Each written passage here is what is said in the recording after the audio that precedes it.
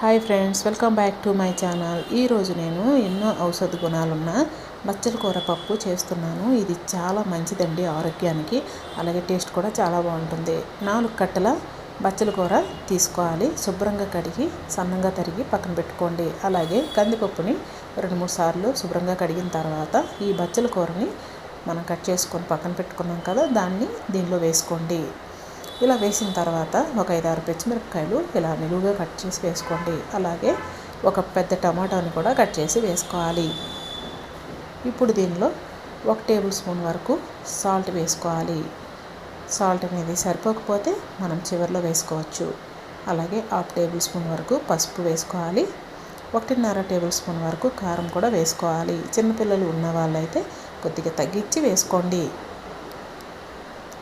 ఇలా వేసిన తర్వాత 1.5 గ్లాస్ వరకు వాటర్ అనేది వేసుకోవాలి. వేసి దీన్ని స్టవ్ పైన పెట్టి ఒక 20 నిమిషాల పాటు అలాగే ఉడికించాలి మూత పెట్టి. మీరు మాత్రం ప్రెషర్ కుక్కర్లో పప్పు చేసుకోవాలనుకుంటే 5 విజిల్లు వచ్చే వరకు ఉడికించుకోండి. కానీ మనం స్టవ్ పైన ఇలా ఉడికించుకుంటే టేస్ట్ కూడా చాలా బాగుంటుందన్నమాట. మనం మూత పెట్టేటప్పుడు కొద్దిగా గ్యాప్ ఉంచి పెట్టుకోవాలి, లేదంటే పొంగే అవకాశం ఉంది. మనం పప్పు ఉడికిన తర్వాత ఒకసారి గరిటె చూసుకోండి. పప్పు ఉడికిందో లేదో చూసిన తర్వాత మనం పప్పు గుత్తితో దీన్ని బాగా స్మాష్ చేసుకోవాలి.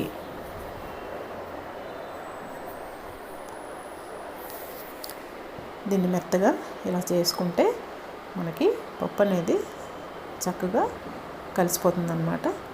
బాగా ఉడికిపోయింది కూడా. ఇప్పుడు దీన్ని చూడండి, మీకు చూపిస్తున్నా. పప్పు చూడండి ఎంత మెత్తగా ఉడికింది కదా.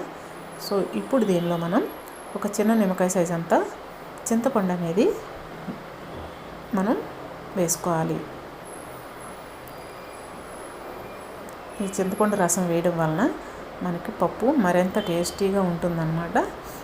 సో ఇప్పుడు చింతపండు రసాన్ని వేసిన తర్వాత ఒక 5 నిమిషాల పాటు దాన్ని అలాగే ఉడికించండి.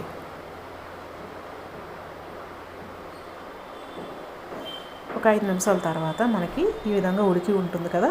ఇప్పుడు మనం దీనిలో సాల్ట్ ఉందా లేదా అనేది మనం చెక్ చేసుకోవాలి.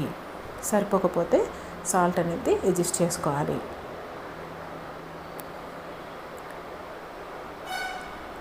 మీరు కానీ నా ఛానల్ని మొదటిసారి చూసినట్లయితే లైక్ చేసి షేర్ చేయండి. నా ఛానల్ని సబ్స్క్రైబ్ చేసుకోండి ఫ్రెండ్స్. ఇప్పుడు మనం సాల్ట్ వేసిన తర్వాత దీన్ని ఒకసారి బాగా కలిపి ఒక 2-3 నిమిషాల పాటు ఉడికించిన తర్వాత మనం పోపు అనేది రెడీ చేసుకోవాలి. ఈ గిన్నెని పక్కన పెట్టేసుకోండి. ఇప్పుడు తాలింపు గిన్నె పెట్టి 1 టేబుల్ స్పూన్ వరకు ఆయిల్ అనేది వేసుకోవాలి. ఇప్పుడు 1/2 టేబుల్ స్పూన్ వరకు పోపు దినుసులు వేసుకోండి.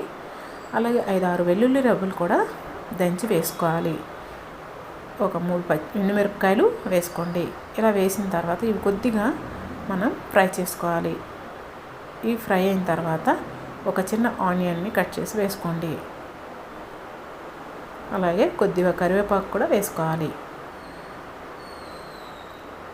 ఈ పోపు అనేది కొద్దిగా మనకి బాగా ఫ్రై అవ్వాలన్నమాట. అప్పుడే మనకి పప్పు టేస్ట్ చాలా బాగుంటుంది. సో మనం దీన్ని ఇంకా కొద్దిగా ఫ్రై చేసుకుంటే సరిపోతుందన్నమాట. మనకి పోపు అనేది రెడీ అయిపోయింది. ఇప్పుడు మనం పప్పు గిన్నెని స్టవ్ పైన పెట్టి ఈ పోపుని మనం వేసుకోవాలి. వేసిన తర్వాత మనం ఒకసారి బాగా కలిపి దీన్ని మూత పెట్టి ఒక 5 నిమిషాల పాటు ఉడికించండి. అలా ఉడికించడం వలన మనకి ఈ పోపు పప్పుకి బాగా పట్టి మంచి టేస్టీగా ఉంటుందన్నమాట. నా మాటలు కొద్దిగా అటు ఇటు ఉంటాయి, తప్పుగా అనుకోవద్దు.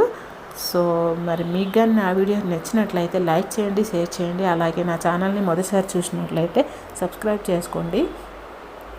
చూడండి, ఎంతో టేస్టీగా ఉన్న బచ్చల కూర పప్పు రెడీ అయిపోయింది. మరి ఉంటాను friends, bye. Thank you for watching.